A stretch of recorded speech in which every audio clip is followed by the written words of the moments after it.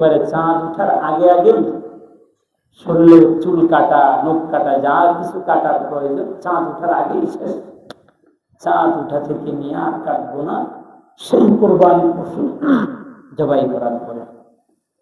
দ্বিতীয় হচ্ছে তাকবীরে তাশরীক, তৃতীয় হচ্ছে আরাফাত রোজা।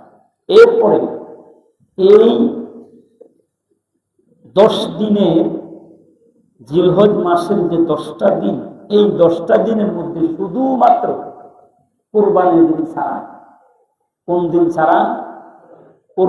কোরবানির দিন ছাড়া। আর বাকি 9টা দিনের প্রত্যেকটা দিনের রোজা রাখার আলাদা সওয়াব।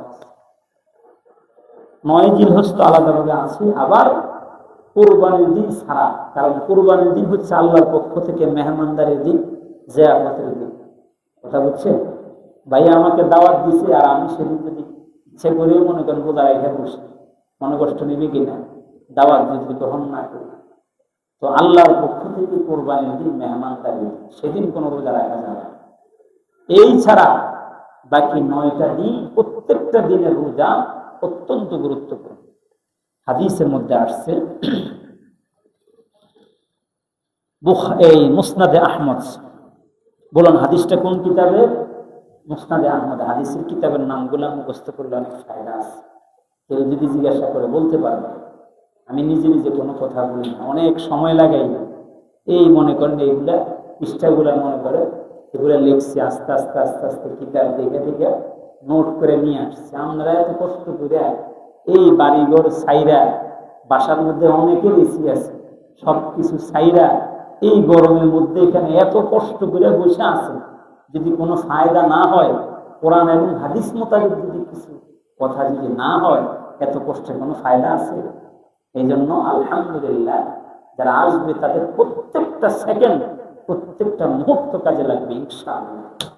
সময় নিয়ে এগুলোকে নোট করে তারপরে মাইকা মাইকা কোরআন এবং হাদিস মোতাবেক প্রত্যেকটা কথা বলা, আলোচনা করা। আল্লাহ তাআলা আমাদের সবাইকে আমল করার তৌফিক দান।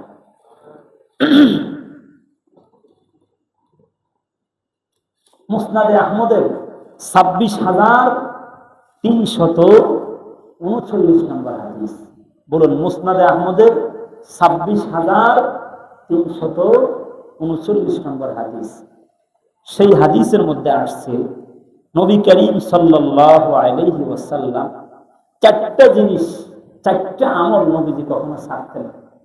বলেন, 4টা আমল নবীজি কখনো ছাড়তেন না। 4টা আমল নবীজি কখনো ছাড়তেন না। হাদিসের মধ্যে আসছে,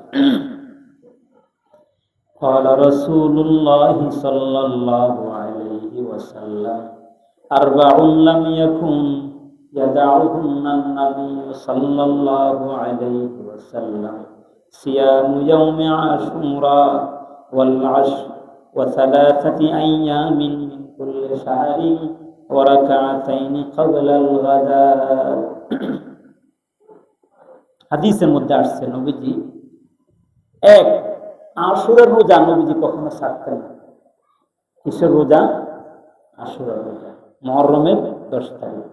2, জিলহজের যে 10টা দিন, ওই 10টা দিনের মধ্যে শুধু কোরবানির দিন ছাড়া এই বাকি 9টা দিন যে আছে, এই 9টা দিনের প্রত্যেকটা দিন নবী করিম সাল্লাল্লাহু আলাইহি ওয়াসাল্লাম রোজা রাখতেন। কয়টা হয়েছে? 2টা। 3, ওয়াসালাসাতি আইয়ামিন কুল্লি শাহর, প্রত্যেকটা মাসে নবীজি 3 দিন রোজা রাখতেন। কয় দিন? 3 দিন। কয়টা আমল হয়েছে? 3টা। 4র্থ নম্বর আমল, ওয়ারাকাতাইনি ক্বাবলাল ফাজর, ফজরের নামাজের আগে, ফজরের নামাজের আগে যে 2 রাকাত সুন্নত, এই সুন্নত নবীজি কখনোই ছাড়তেন না। এই 4টা আমল নবীজি কখনোই ছাড়তেন না। তাহলে বুঝুন, একটু লক্ষ্য করুন, এই জিলহজ মাসের যে 10টা দিন, এই 10টা দিন অত্যন্ত গুরুত্বপূর্ণ, অত্যন্ত গুরুত্বপূর্ণ। এই 10টা দিনের আমল আমরা গুরুত্ব সহকারে করবো তো ইনশাল্লাহ? রাজি আছি তো ইনশাল্লাহ? এই 10টা দিনের আমল গুরুত্বপূর্ণ হবে না কেন? কারণ একটু ভাবুন, চিন্তা করে দেখুন, এই 10টা দিনের মধ্যে কি চলতেছে।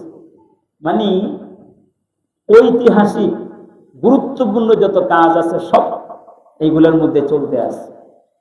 হাজিরা হজে চলে গেছে, হজের কার্যক্রম শুরু হবে এই 10টা দিনের ভিতরে।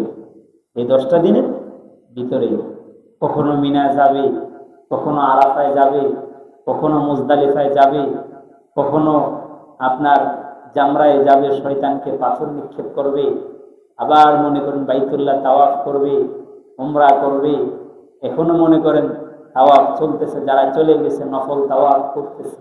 মানে এই 10টা দিনের মধ্যে আল্লাহর পাগলরা সেখানে আল্লাহর কাছে কান্নাকাটি করতেছে। এই জন্য আল্লাহ পাকের রহমত বরকত একেবারে অপুরন্ত, আল্লাহর পক্ষ থেকে রহমত এবং বরকত আসতেছে।